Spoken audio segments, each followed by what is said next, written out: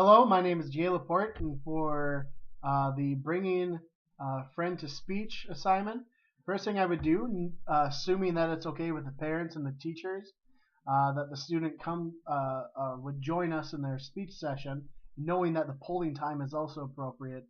Um, I may tell the student when we'd like him to come uh, to the speech session.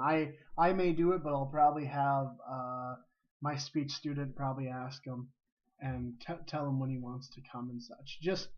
And the reason why it's just so that he can kind of get rid of those initial energetic wiggles before the session, just so the change or transition isn't so unsettling the day of, just so he's kind of mentally prepared that, oh, that's right, today is when I go to the speech room, just so he kind of understands what's happening. Um, and I may do this 3, 4 days, maybe a week before the actual session, just so he has some time to kind of tell himself that, oh yeah, this is the day that I go to the session, just so he gets himself ready mentally. Seating. I kind of created a little diagram for seating. This is kind of how I'd have it. This is about the same type of table that we had in our in the Breckenridge School District in one of the rooms that I did my internship in. But this is an ideal seating arrangement for me as the SLPA. So it would be kind of informal. I wouldn't tell them where to sit. It'd be kind of more of a, oh yeah, can you please sit here? Cool, thank you. But I would have my speech student, sit right here. The friend of my speech student, the friend of my speech student sit right here. Then I, the SLPA, right at the head of the table. The reason why it's because the speech student and the friend get to kind of sit next to each other. They kind of get to have that independence on their side of the table, not knowing that there's an adult between them or right next to them. I'm right here, but at the same time, I'm able to see everything. I'm able to recognize if any funny business is going on, and then I can kind of put a kibosh on it, kind of stop it before it begins, or stop it before it gets out of hand. Excuse me. I would also have a positive attitude. I mean, I'm generally positive. I try to stay positive. But I would definitely give the validation to the friend of the student, just to make him feel welcome and such. I'd even have him tell me a little bit about himself. I may tell him a little bit about or tell him a little bit about himself, and I may tell a little bit about myself. Kind of build up that trust, that kind of relationship, just so again he has that validation and he feels comfortable, and kind of again just again building that trust. After all that, I would explain speech room rules. I would hope he'd understand that the school has rules, and each room in the school, in the general ed classrooms and whatnot, also has rules. So I'd explain that the speech room has rules as well, and I'd explain it to him, and I may even have my speech student even explain it to him. But kind of having them understand that, hey, we can have fun, but we're here to do our work too. So we can try to do them both. We can have fun, but we gotta make sure we're hard workers.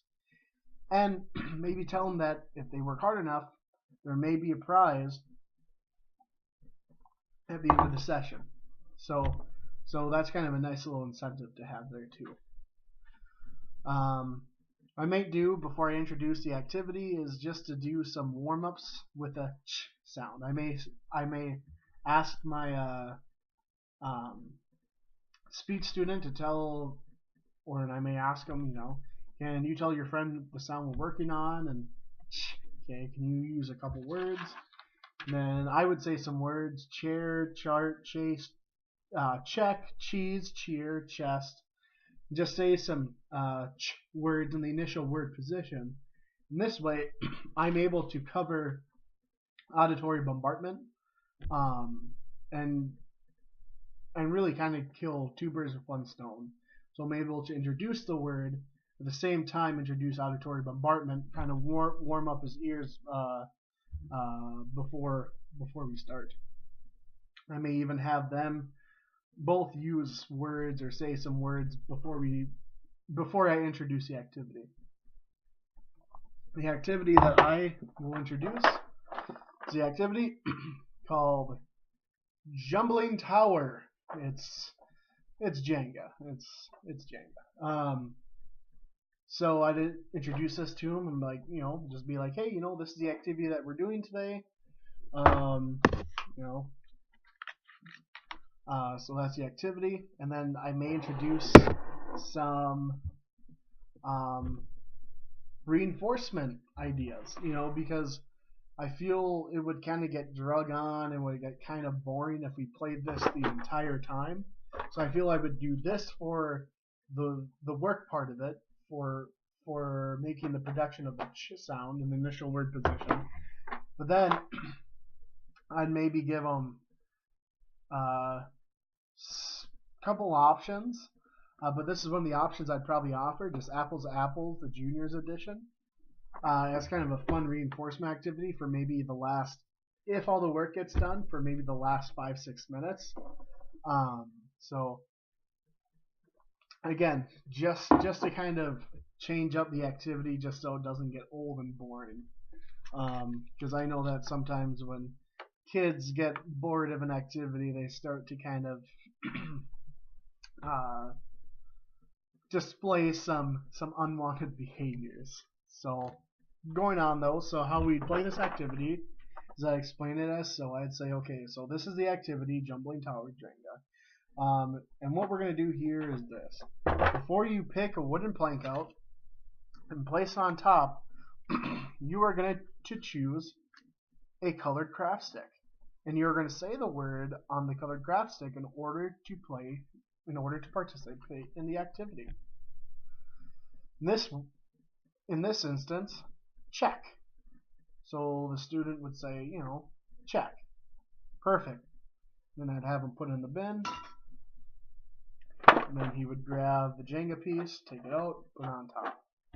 And so on. And that's the speech activity. Again, we started from auditory bombardment to warming up with the sounds, now to doing the activity. And kind of having my student even kind of show off his awesome skills.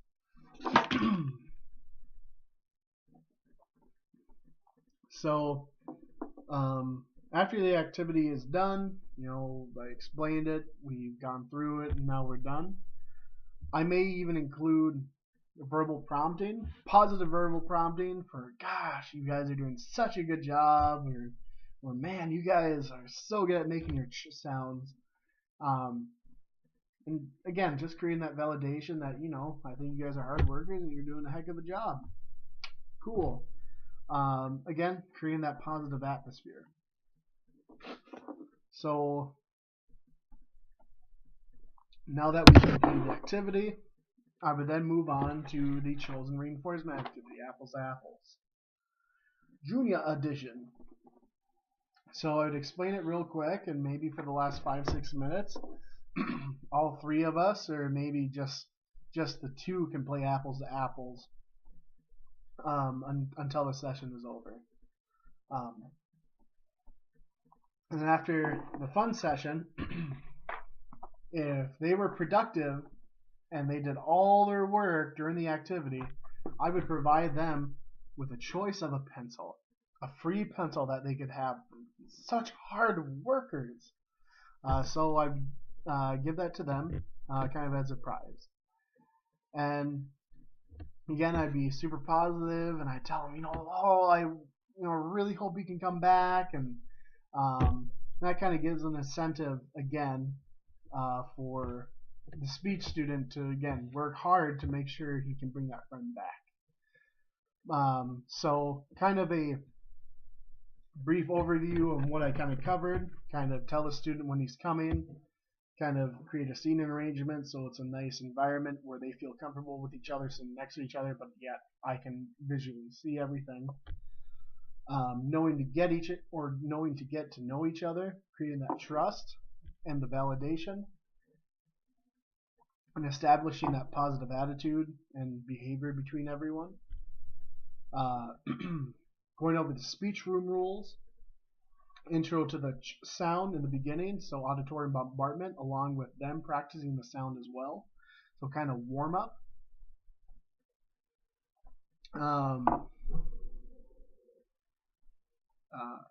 Intro to the activity, and then after introducing that, having them pick a fun reinforcement activity for after, having them work towards something. Then finishing the activity, give them prompts during the activity telling me they did a good job. Then once we're done with the activity, doing the reinforcement activity. Then after that, providing providing a prize for doing such a good job. So that's kind of the steps I would take. Again, I wouldn't